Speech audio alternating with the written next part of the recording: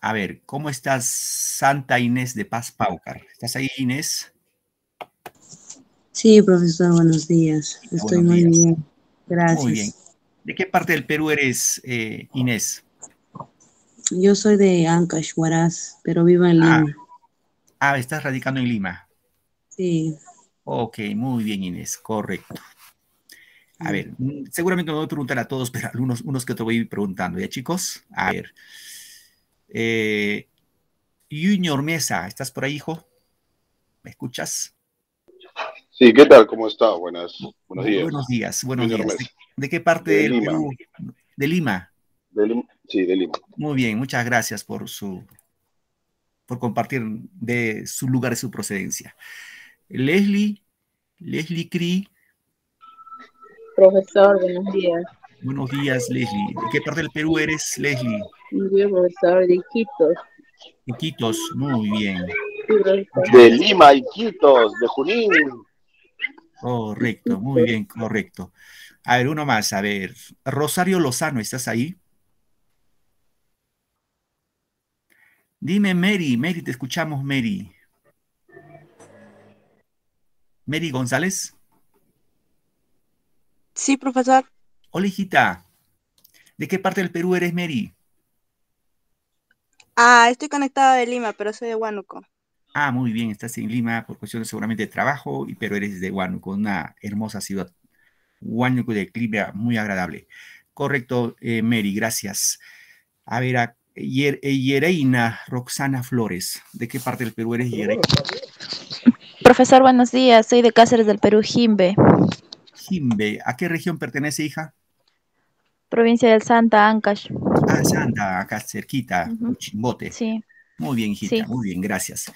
Bien, queridos muchachos, chicos, chicas, entonces vamos a empezar nuestra clase del día de hoy con un pequeño preámbulo. Siempre cualquier duda, inquietud, con toda confianza para las preguntas, ¿ya? Entonces voy a presentar en pantalla en forma completa para que puedan ustedes visualizar. A ver, un momentito.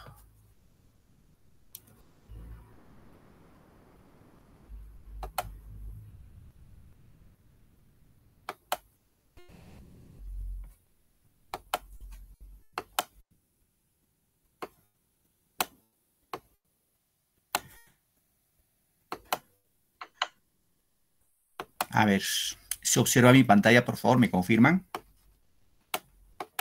No, profesor. A ver si se puede ver un momentito. Vamos a ver si carga.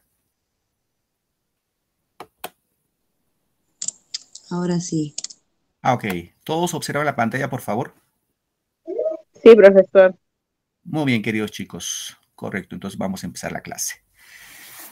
El día de hoy vamos a hacer una pequeña introducción. Ustedes ya están tercero de secundaria, ¿correcto? Tercero de secundaria, primer bimestre.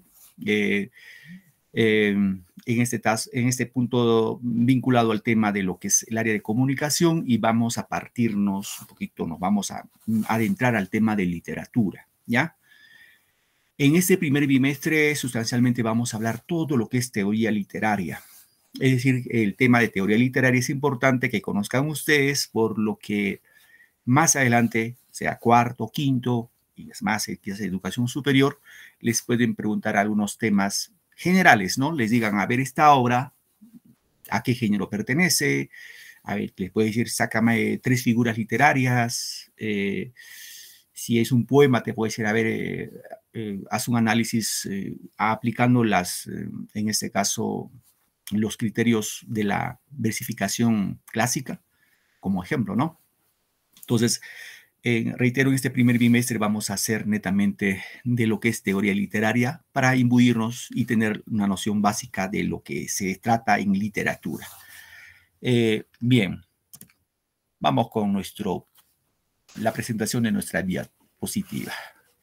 Bien, la palabra literatura, queridos alumnos, chicos, muchachos, tiene, obviamente, como todas las ciencias y todas las disciplinas, tiene una etimología, ¿sí? Una etimología. Y cuando hablamos de etimología, nos referimos, un momentito, por favor, alguien quiere ingresar. Disculpen.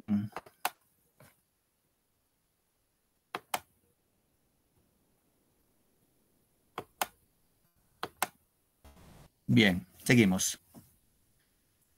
Seguimos. Entonces decimos, se observa en pantalla, ¿no, chicos? ¿Se observa? Por favor, ¿me confirman? Sí, profesor. Sí, Sí, profesor. Ok, muchas gracias, muchas gracias. Entonces, como le decía, todas las ciencias y las disciplinas que nosotros estudiamos en el colegio y también educación superior tiene una raíz etimológica, ¿no? En este caso, por ejemplo, la palabra literatura etimológicamente proviene del latín, ¿no? Del latín que significa literae, ¿no? Literae que significa letra en otros términos en español. Entonces, como definición podemos indicar que la literatura, ojo, chicos, a ver, literatura, ¿es arte o es ciencia? ¿Qué dicen ustedes? ¿La literatura será arte o será ciencia? ¿Un arte, profesor? Ajá, Arte. arte. Literatura es arte, ¿no? Ahora explicamos por qué es Arte, arte. profesor. Muy bien, Gita, gracias. Nos decimos que literatura es arte, ¿no? Este es fundamental entender que es arte, no es ciencia, porque a través de esta, digamos, de los textos literarios van a transmitir los escritores, los autores, los poetas, van a transmitir sus sentimientos y expresar ideas a través del lenguaje, ¿no? Puede ser de dos formas. Bueno, la forma escrita, que es la más usual actualmente, pero antes era en forma oral, o sea, hablado, ¿no? El mundo en que rige es ficcional y todo es posible. O sea, en la literatura vamos a encontrar siempre presente el tema de la ficción, ¿ya? El tema de la ficción. Ahora, el detalle, la pregunta sería, ¿por qué no es ciencia la literatura? Matemática es ciencia, el lenguaje es ciencia, la biología es ciencia, la química es ciencia, la historia es ciencia, la gramática es ciencia, o sea, casi todos los aspectos que nosotros tocamos en el colegio son ciencias, excepto de literatura. ¿Y por qué literatura es arte? En este caso hay que entender que el escritor, el poeta, el narrador, ¿no? El dramaturgo, etcétera, etcétera, va a usar las palabras y con esas palabras va a tratar de engalanar su lenguaje literario. Es decir, nosotros como lectores lo que nos toca es leer, coger un texto literario, una obra literaria, a leer, lleguemos a disfrutar, ¿no? Al goce, al disfrute. Es decir, luego de tenerle la obra, digas, wow, qué maravillosa obra. Esta obra me gustó. Es como ver una película, ¿no? Ustedes cuando ven una película dicen, wow, qué bonita la película. Igual es en la literatura. Es decir, el escritor, el autor de un texto literario tiene como propósito que el lector de su obra salga pues complacido, salga deleitado. Y para eso va a usar el lenguaje en una forma exquisita, usando figuras, recursos literarios, ¿no? Obviamente ahí vamos a encontrar el tema de la ficción, o sea, va a usar temas ficticios. Y obviamente si es ficción, ya no es ciencia, es literatura, ¿sí? Ya es arte. Por ejemplo, a ver, los que acá en la zona de Ancash, en Huaraz, no lo sé, pero hay un gran escritor que hace poco falleció que se llama Óscar Colchado Lucio. Si alguien me levantó la manito, ¿alguna pregunta, por favor? ¿Alguna pregunta, alguna inquietud? ¿Alguien levantó la manito? Bien, quiero probar que estaba probando las cositas de su celular, etcétera, ¿no? Entonces le decía que aquí en Ancash hay un escritor extinto, que ya falleció hace poco, que se llama Óscar Colchado Lucio. Es un gran cuentista. Tiene una obra, un cuento que se llama Cuya Cuya. Para que tengan en cuenta cómo es esto, ¿ya? En el cuento Cuya Cuya, en resumen, por ejemplo, es la historia de dos muchachos, bueno, de colegio, el muchacho que se llama Paliaco y la señorita que se llama Floria. Paliaco estaba enamorado de Floria. ¿Tá? Obviamente que Paliaco siempre insinuaba, insistía para que sea su enamorada. A su cambio, Floria pues no quería saber nada del muchacho. Es más, Floria tenía otro pretendiente, tenía otro enamorado. Bueno, ¿qué pasó? Un día, Paliaco pues consulta a su amigo mayor, ya grande, le dice, mira, ve, yo estoy enamorado de Floria, pero ella no me hace caso. Y el amigo le dice, mira, para que te haga caso la muchacha, la chica, la Floria, lo que tienes que darle es cuya cuya. ¿Y qué hago? Te vas a cazar un pajarito que se llama tuctupillín, es un ave, ¿no? Lo vas a cazar, lo sacas su corazón, lo haces secar, lo conviertes en polvo y lo combinas con flor de azularia y se lo das de tomar o comer o beber, etcétera, y vas a ver cómo te va a querer.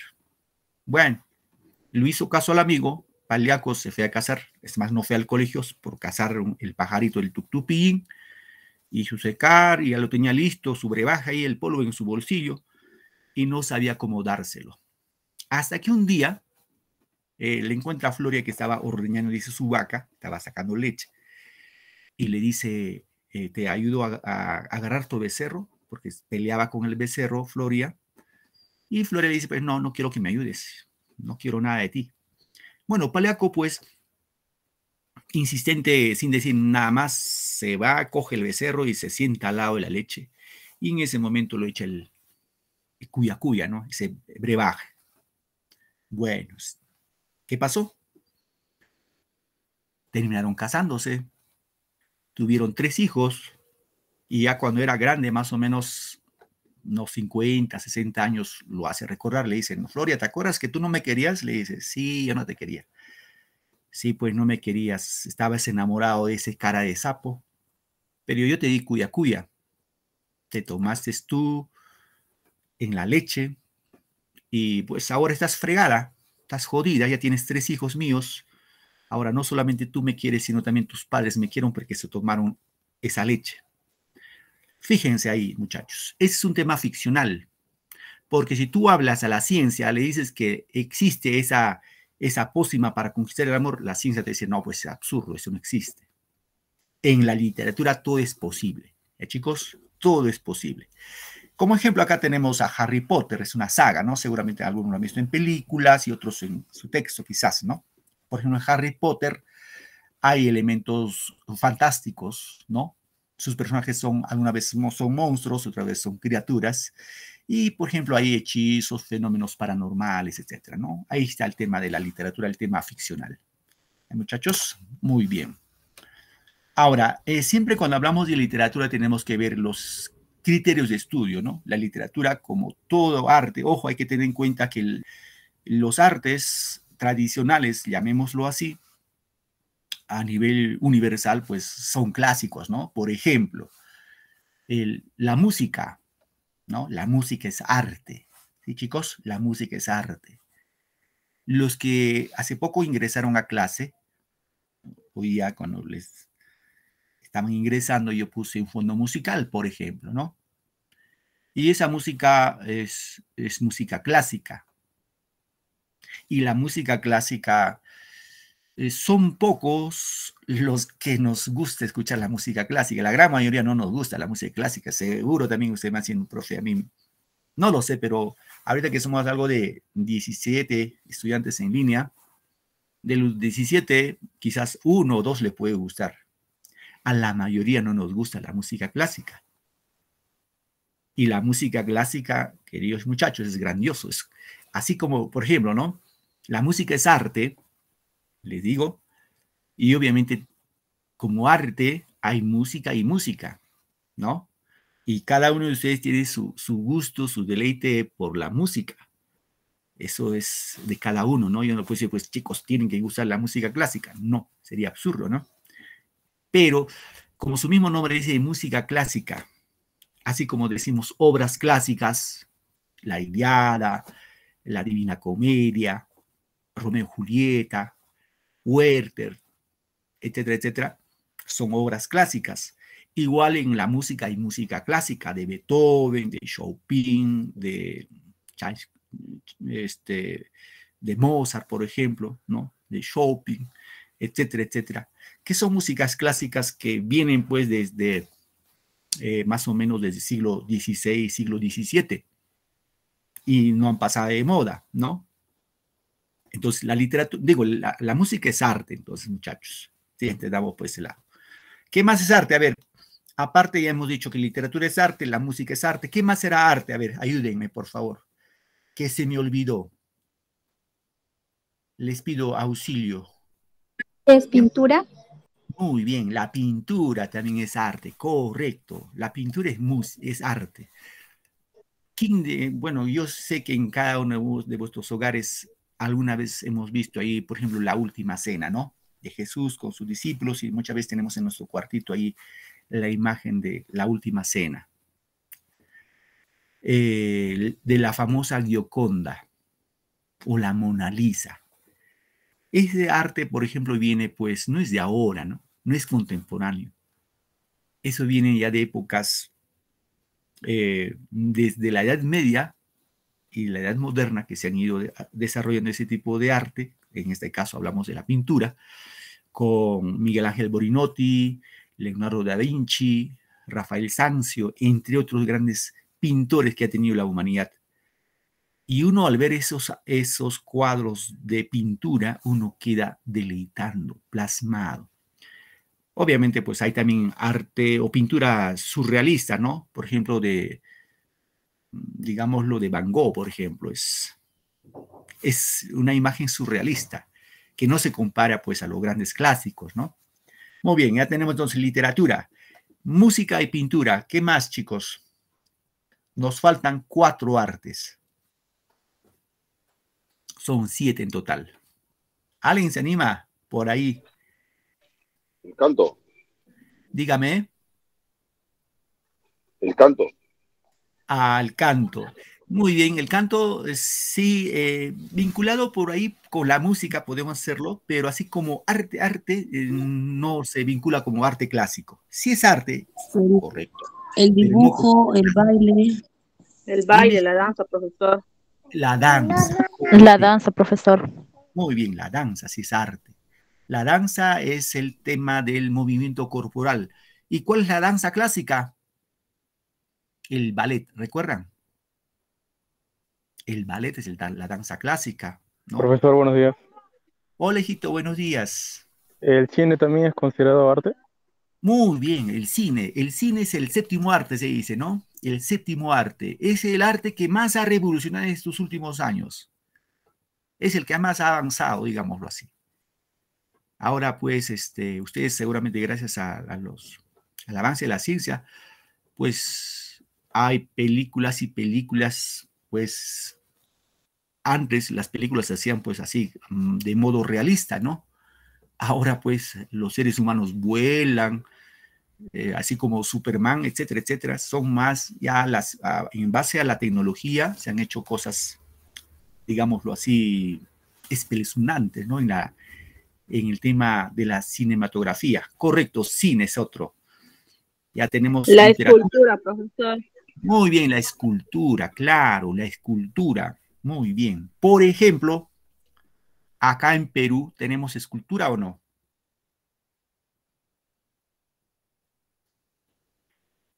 Claro que sí, Sí, tenemos profesor. escultura. Tenemos escultura. Por ejemplo, si algún día ustedes se dan un saltito por acá, por Ancash, por Huaraz, aquí en Huaraz floreció, bueno, no Huaraz, sino acá de Huaraz, unos 2 horas de viaje, floreció una gran cultura que se llama la cultura chavín. Una espléndida cultura. Y en esta cultura, sobre todo, destaca sus esculturas, ¿no? Sus esculturas. Y eso lo saben ustedes. Ejemplo, el Lanzón de Chavín, ¿no? El Lanzón de Chavín es una escultura. La Estela Raimondi es otra escultura. La Cabeza Clave, escultura. El Obelisco de Tello, escultura. Fíjense. Cómo, entonces, cuando uno va a ver esas obras de arte, dices, wow. Obviamente detrás de esa escultura hay un mensaje, ¿no? No es que se sentaron esos hombres que le llamamos, entre comillas, primitivos, bueno, vamos a hacer un felino, bueno, felino, etcétera, etcétera, una serpiente, etcétera. Pero en el fondo tenían un propósito, un mensaje que querían transmitir, ¿no? A través de la escultura. Entonces, eso es otra de las artes, ¿no? La escultura. Muy bien, nos falta, a ver, hemos hecho ya literatura, música, pintura, escultura, cine. Ya está, danza. Nos falta uno. Arquitectura, profesor. Nos falta. Dime, hijo. Arquitectura. Correcto, la arquitectura. Arquitectura es arte, ¿eh? Muchachos, chicas, es arte. Claro, si tú vas a estudiar una carrera universitaria, quieres ser arquitecto, tienes que combinar la ciencia y el arte, ¿no? La ciencia porque la matemática, las construcciones son exactas, pero el arte de las construcciones, por ejemplo, las pirámides de Egipto, ¿no? Esas construcciones, pues muy bien elaboradas, aparte de tener estética en la construcción, tiene precisión matemática, científica, exacta. Entonces, la arquitectura, como las pirámides de Egipto, ¿qué más? El Teotihuacán en México, acá en Perú tenemos a Machu Picchu, tenemos acá el castillo de Chavín, en Trujillo tenemos a las lunas, a las huacas del sol y la luna, por ejemplo, ¿no? Entre otros más. Entonces, todo eso son artes tradicionales que es necesario que conozcan ustedes, pero en este caso nos centramos netamente al campo de la literatura, ¿no? Bien, vamos ahora, continuamos, muchachos.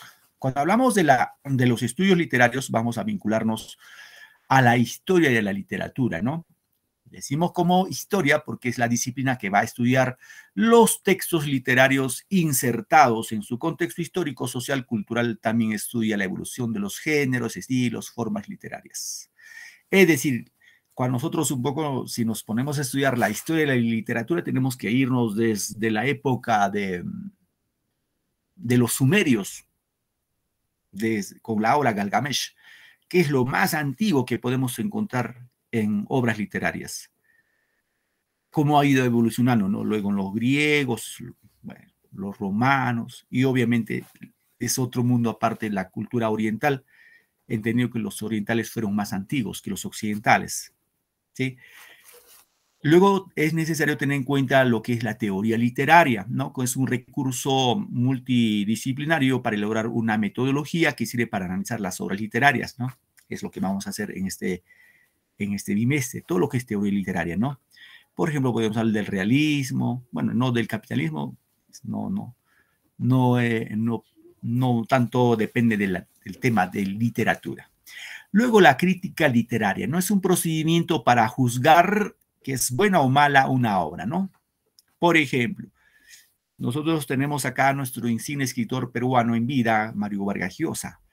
Escribió varias novelas, pero para que él haya logrado así, incluso ganar un premio Nobel y decir que es un excelso escritor, se debe gracias a la crítica literaria. La crítica literaria te puede enarbolar, enaltecer, te dice, ese escritor es majestuoso, es incomparable, etc. O como también te puede tirar al tacho. Es decir, te digan, tu obra no sirve, no es literatura. Como que pasó con César Vallejo. César Vallejo, cuando estuvo en Perú, es más, él se murió sin conocer lo grandioso que era en su poesía. La crítica simplemente lo dijo que eso no era literatura, era cualquier cosa, pero menos literatura. Entonces, los críticos son los que te dicen, ok, o te dicen, para abajo esa obra. Ahora, ustedes, como jóvenes que son, también pueden ser escritores. Ojo, para ser escritor no se necesita ir pues, a una universidad, ni siquiera terminar la secundaria, ni siquiera. Pero sí tiene una condicionante, ¿no? ¿Y cuál es la condicionante, profe? Dirán ustedes, leer. Esa es la condicionante, leer. El que escribe tiene que leer. No puede haber un escritor que no lea. Sería absurdo, ¿no? O sea, ¿por qué, profe? Porque cuando tú lees, conoces más, tienes bagaje muy amplio que vamos a ver ahora. Antes de pasar a este punto, la siguiente reflexión, queridos muchachos, muchachas, chicas, chicos, siempre a ustedes, desde primaria seguramente les han dicho, lee. Tu papá te decía, mamá decía, lee, por favor, lee, agarra tu coquito. Hemos ido así, en la primaria, secundaria igual, siempre dice, lee, tienes que leer. Plan lector, lee, lee y lee.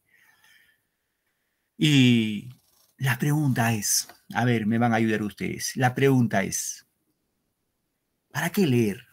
¿Para qué leemos? A ver, muchachos, chicas, ¿ustedes para qué leen? Hacemos una pequeña reflexión acá. Participamos libremente, no tengan temor. Acá tiene un amigo más, así que no me tengan miedo. A ver, chicos, chicas, señoritas, ¿para qué creen? Muy bien, para obtener información, correcto. ¿Otra idea? Para poder entender más sobre lo leído. Ya, para comprender el texto que estamos leyendo, correcto. Ya, ¿para qué más será? Profesor, puede Dime. ser también para ejercitar nuestro cerebro por ahí. Muy bien, correcto, correcto. Para, Muy bien. para informarnos sobre todo. Para buscar información, muy bien. ¿Alguien más que quiere participar? ¿Para qué leemos? Para seguir aprendiendo cada día más. Muy bien, correcto. ¿Alguien más? Vamos, ¿para qué más leemos? Para aprender nuevas Leemos palabras. para comprender el mundo que nos rodea.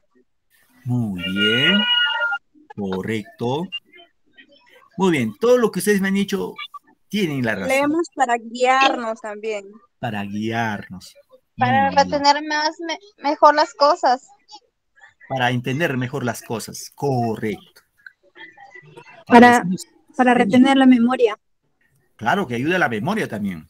Ayuda a la memoria. El que Para lee, desestresarnos, profesor. dime, hija. Para desestresarnos. Claro, obvio, por supuesto. Cuando estás estresado, te has peleado con tu enamorada, agarra tu libro y te desestresas. Obviamente, es así. Es como verte una película, escuchar tu música que te gusta. Igual es la lectura de una obra literaria. Muy bien, todo lo que me han dicho, chicos, chicas, están en la razón. Ustedes tienen la razón. Pero vamos un poquito a reflexionar en función a eso, ¿no? Como decían ustedes, algunos de ustedes me decían, profesor, uno lee para tener información, tener conocimiento. Claro. La única manera para nosotros conocer, como decía vuestro compañero, el mundo que nos rodea es con la lectura. Si no, no vamos a conocer. Imposible. Por ejemplo, nosotros podemos conocer a la cultura india, digámoslo así, la cultura india, unos 5.000 años antes de Cristo. No. Profe, puedo leer libros de historia, pero necesitamos leer libros de historia.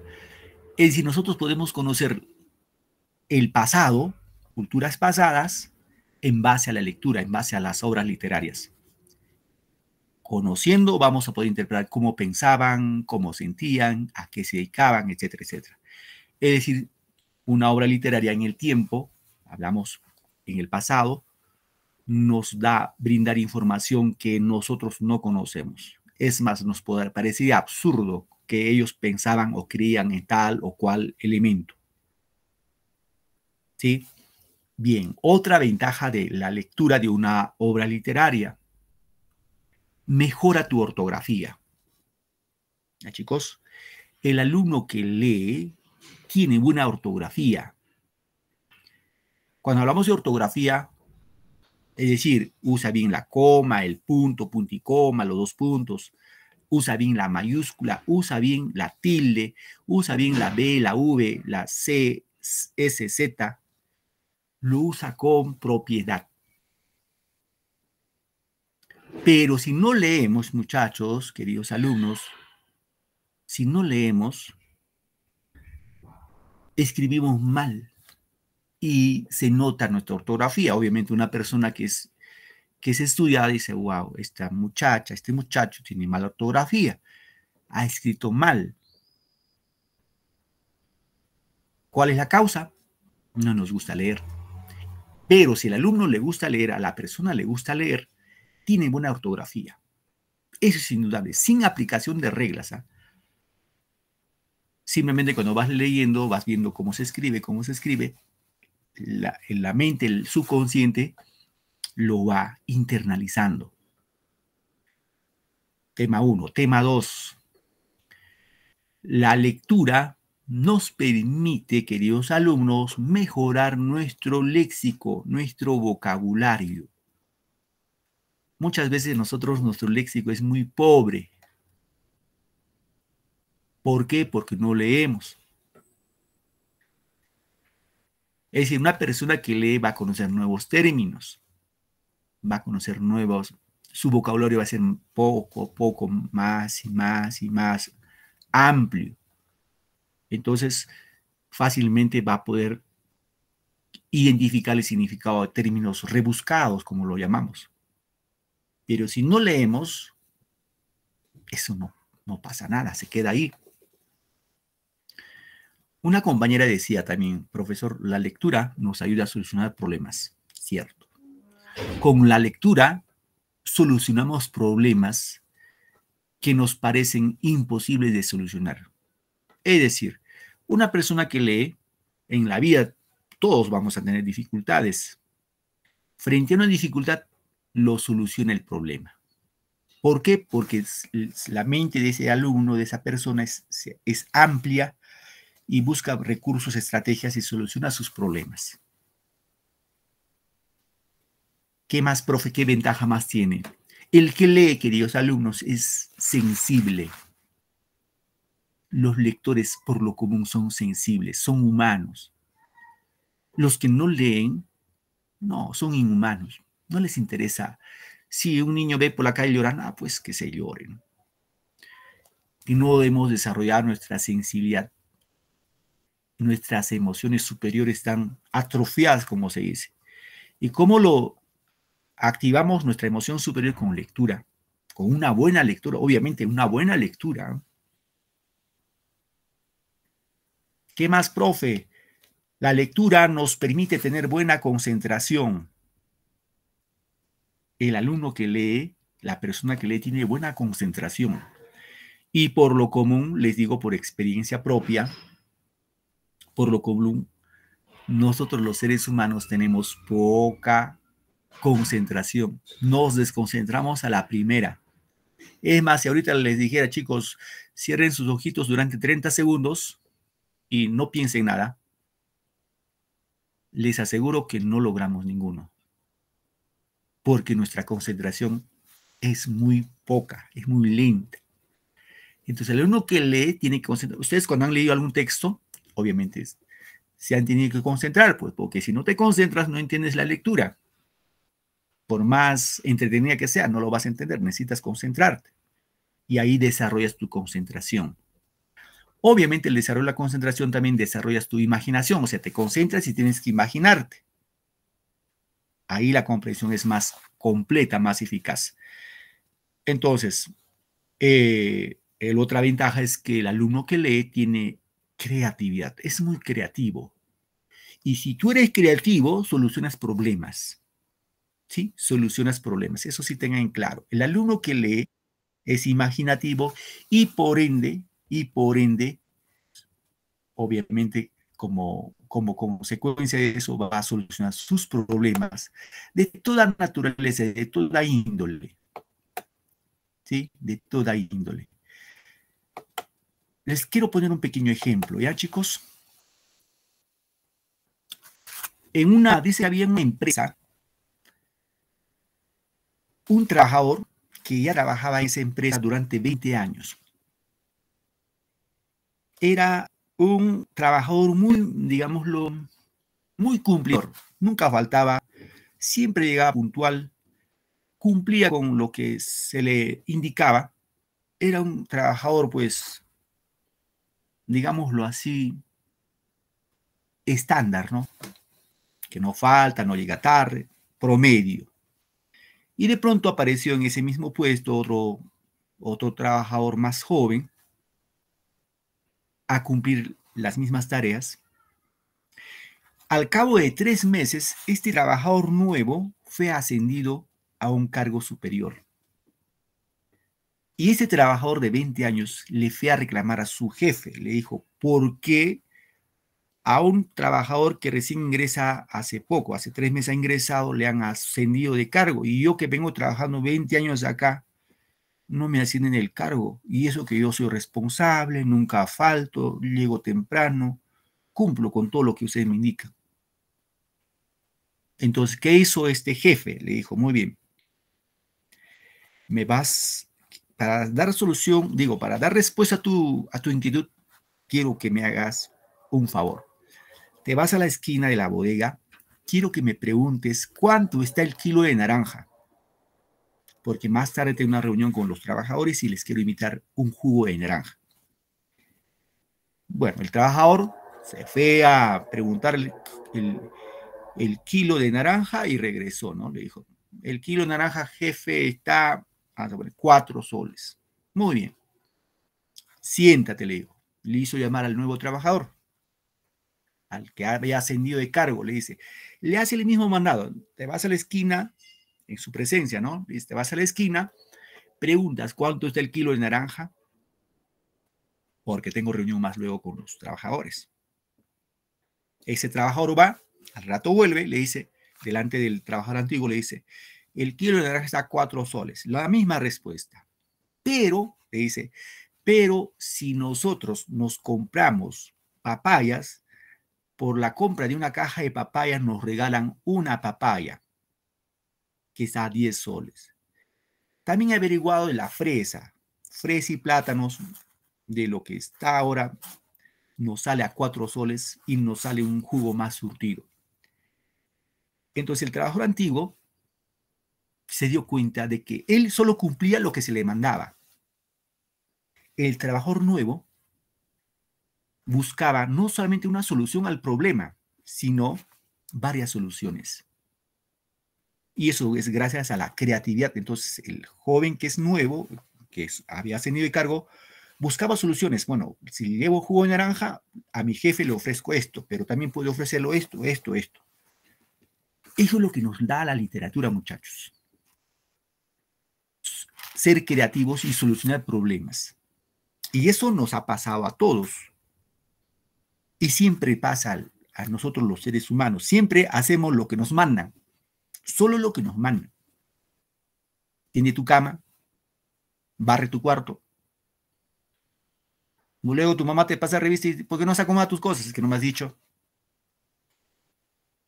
No solucionamos problemas. Entonces, eso, muchachos, es cuestión de un poco reflexionar y tomar en serio el tema de la lectura.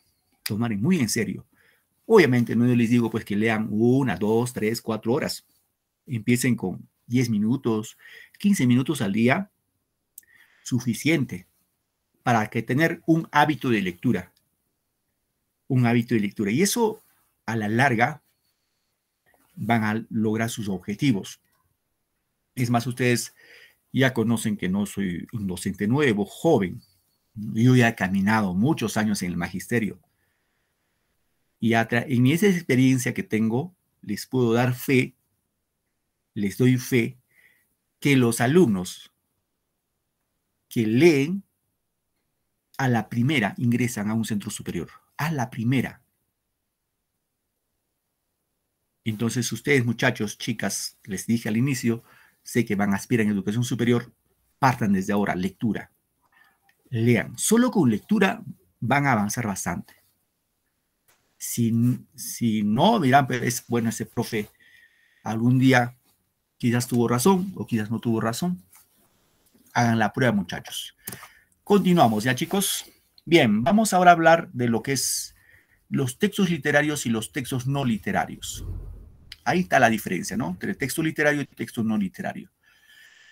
El texto literario tiene una función estética.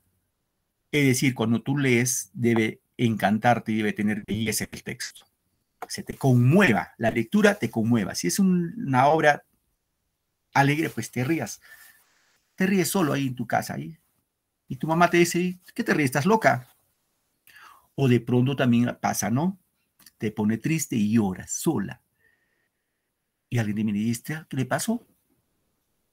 Claro que no te entiende porque tú estás sumergido en tu lectura, ¿no? Bien, ese es texto literario. ¿Qué más? Despierta sentimientos y emociones al lector. Luego predomina el lenguaje poético y el lenguaje connotativo. Este es importante. En literatura vamos a básicamente tener un lenguaje connotativo. ¿Y qué es connotativo? Lo que ven acá en el ejemplo. Dice, mi mano es la que escribe, mi corazón el que llora, la letra de quien te quiere y la firma de quien te adora. Te quiero mucho. Fíjese, ese es un lenguaje connotativo. ¿Por qué, profe, connotativo? Porque acá ha usado el poeta ha usado figuras literarias. Y este tema de figuras literarias vamos a ver más adelante, porque hay distintas figuras literarias. Es decir, en la literatura por lo común encontramos un lenguaje connotativo. Y cuando es connotativo, el lector tiene que inferir, tiene que interpretar. ¿Sí? Cuando dice, mi mano es el que escribe, mi corazón el que llora, la letra de quien te quiere y la firma de quien te adora. Entonces, si a ti como dama, alguien, un caballero te escribe de esta manera, obviamente te va a conmover. Va a decir, ah, qué hermoso. Las mujeres son muy, por lo común, las mujeres se le cautiva por el oído, hablándolos, ¿no? ¿Por qué creen ustedes que muchas señoritas muy hermosas tienen esposos pues no tan agraciados, ¿no? ¿Por qué? Porque el hombre es florero, tiene floro. Usan bastante el lenguaje connotativo, ¿no? Bien. Ahora, ¿cuál es la diferencia en texto no literario, no? El texto no literario tiene la función de informar o de describir, ¿no? No embellece el lenguaje, es decir, no busca despertar emociones. Y el lenguaje es denotativo. Cuando es denotativo es literal. Por ejemplo, yo puedo decir, la célula, ¿no? Lenguaje no literario, texto no literario. La célula es, digamos, la mínima unidad de todo ser viviente. Entonces, la intención no es que despertar el interés, la emoción del lector, sino informar, dar a conocer. Entonces, siempre diferenciemos esto, ¿ya, chicos? Entre texto literario y texto no literario. Texto literario, todas las obras literarias, ¿no? Y el texto no literario, toda la información de ciencia, periódicos, revistas, etcétera, etcétera. Veamos acá, como ejemplitos, ¿ya? A ver, muchachos, ayúdenme. La Constitución Política del Perú, ¿es texto literario o no literario?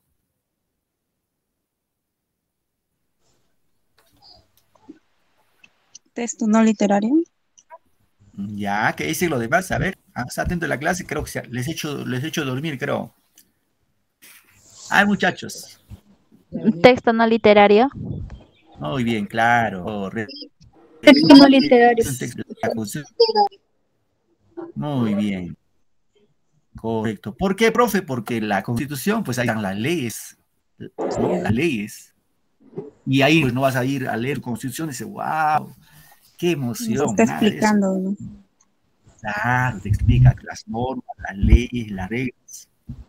Ahora, El Quijote de la Mancha, ¿es texto literario o no literario? Literario. Literario, profesor. Texto literario. Texto literario. Literario, profesor. Muy bien. ¿Por qué, profe? Porque ya saben ustedes, correcto, hijita. Ustedes ya saben que el Quijote se dice que era una persona de 60 años que se le secó su cerebro. Ojo, es parodia, no lo toman al literal, ¿no? Así, profe, ya no leo. Se dice que de 60 años se le secó su cerebro de tanto leer novelas de caballería. Y como se le secó el cerebro, se convirtió en un loco y fue en busca de aventuras. Se buscó su caballito llamado el Rocinante y se buscó una mujer rústica campesina, Dulcinea, y todas sus aventuras se dedicaba a ella. Entonces, ahí hay un texto literario porque su intención del autor es despertar la emoción en el lector. A ver, sopa de calabaza y zanahoria. Es una receta de cocina. ¿Texto literario o no literario?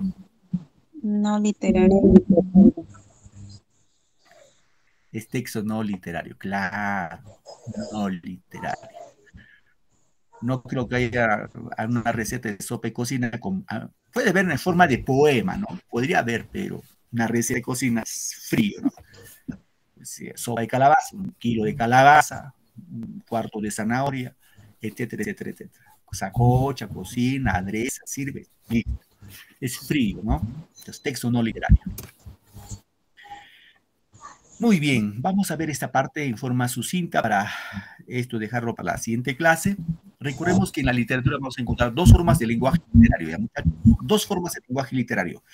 Es decir, un escritor bien va a escribir en verso, cuando hablamos en verso, en poesía, o bien va a escribir en prosa, ¿ya? En prosa.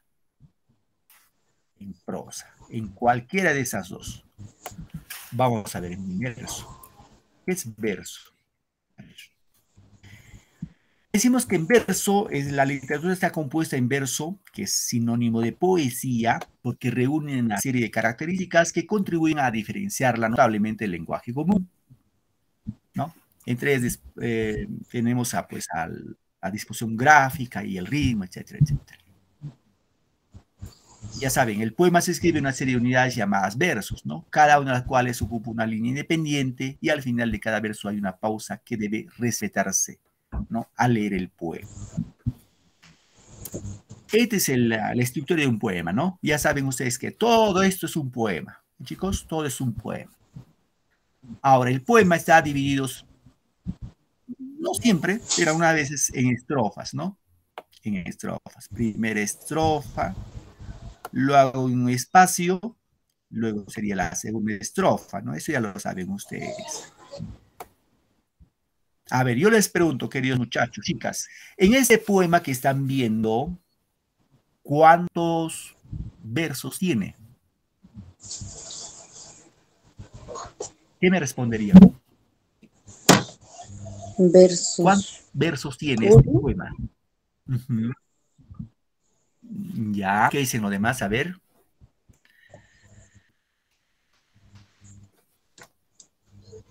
En este caso, chicos, queridos alumnos, ¿a qué llamamos verso? Verso es un rengloncito del poema. 2 ¿ya? versos. Este rengloncito del poema. Este rengloncito del poema es un verso. ¿Ya? Es decir, si me dicen cuántos versos tiene este poema, yo diría 8 versos. 8 versos. ¿Ah? Primer verso, segundo verso, tercer verso, porque hasta ahí va, cuarto verso, quinto, sexto, séptimo, octavo verso. Se tiene 8 versos. Es decir, ¿qué es verso, profe? Verso es un renglón de poema. Cada rengloncito es un verso. ¿Está claro? Tu profe te puede decir, léeme el segundo verso de la segunda estrofa. Segundo verso de la segunda estrofa. Entonces, es a visitar la tumba de la hermosa. Es el segundo verso. Entonces, alguien está con el micro prendido, apague, revísenlo por favor su micro, no va a ser que salga algo raro por ahí. Bien. Vamos con prosa ahora. ¿Qué es prosa? Lo contrario a verso, ¿no? El verso es todo lo que es poema, ¿sí? Que vamos en la próxima clase lo vamos a explicar mejor. Y la prosa dice que se dispone en la página de forma continua, ocupando toda la línea y carece de ritmo tan marcado. Se acerca más a la habla cotidiana y debe respetar coherencia y cohesión. Esto es importante, ¿no? En la prosa debe haber coherencia y debe haber cohesión. Veamos el ejemplo, observen acá. Una mañana, la vieja rata de agua sacó la cabeza por su agujero. Tenía unos ojos redondos muy vivarachos y unos estúpidos bigotes grises. Su cola parecía un largo elástico negro, por ejemplo, ¿no? Ahora, ¿a qué llamamos coherencia? Este es un texto, ¿no? Un texto así corrido. Cuando se escribe de cabo a rabo, como se dice, de canto a canto, ese es prosa, cuento, novela, etcétera, ¿no? Ahora, coherencia, ya saben ustedes el tema de coherencia. Cuando el tema es coherente, cuando trata del mismo tema. Si yo digo, una mañana la vieja rata del agua sacó la cabeza por su agujero, tenía unos ojos redondos muy vivarachos y unos tupidos bigotes grises. Su cola parecía un largo elástico negro. Pregunto, ¿de qué tema está hablando el texto? Este pequeño, de la rata, pequeño de la vieja rata. Muy de la rata. La vieja rata. De la rata. Claro. ¿Y qué pasaría si yo acá lo aumento y me pongo a hablar ¿de qué cosa? De la cebolla. La cebolla es una planta que hace llorar a la persona que lo pica, por ejemplo. ¿Sería coherente mi texto? No. No, Incoherente. Sería incoherente. ¿Por qué me salí del tema? La coherencia tiene que ver con el tema. Debo centrarme en el tema. Chicos, debo centrarme en el tema. Específicamente en el tema de la cebolla. Claro, tienen que centrarme al tema, ¿no? Y el tema de cohesión, queridos alumnos, se debe a los conectores. Por ejemplo, ¿cuáles son los conectores en ese ejemplo? Lo voy a poner en círculo, ¿ya? Por, otro conector, muy, también, y también, su otro conector.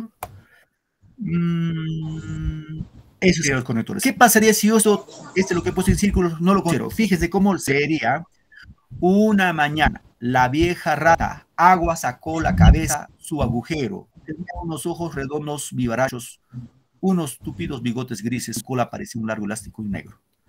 Fíjese, no se ha tejido, no está bien cohesionado el texto. Estos conectores que le he puesto en círculo sirven para que el texto tenga cohesión, o sea, esté bien tejido. En términos de texto viene de tejido, y se teje, así como nosotros tejemos una ropa con hilo. En la lectura, en el texto, se tejen con los conectores, y eso es el tema de la cohesión. Debe estar bien cohesionado con los conectores, que pueden ser preposiciones, conjunciones o adverbios. Chicos, bien, ¿alguna pregunta hasta acá, queridos alumnos? Nos ganó la hora. ¿Alguna pregunta? No, profesor. ¿Ninguna pregunta? ¿Están ahí o me han abandonado? A ver, quiero verlo. Ninguna pregunta, profesor. Muy bien, espero que se haya dejado entender, por favor. Siempre con toda la confianza. Y a la próxima clase un poquito vamos a ponernos más al tema de las reglas literarias. Entonces siempre agradecerles su gentileza. Yo sé que tienen otro curso todavía. Agradecerles por su tiempo. Que tengan un bonito día, un bonito fin de semana, y nos vemos la próxima semana. Feliz fin de semana. Chao, profesor. Chao, profesor. Hasta luego. Ya nos vemos la próxima. Cuídese, hasta luego. Hasta luego, profesor. Hasta luego, cuídate. Hasta luego, profesor. Hasta luego.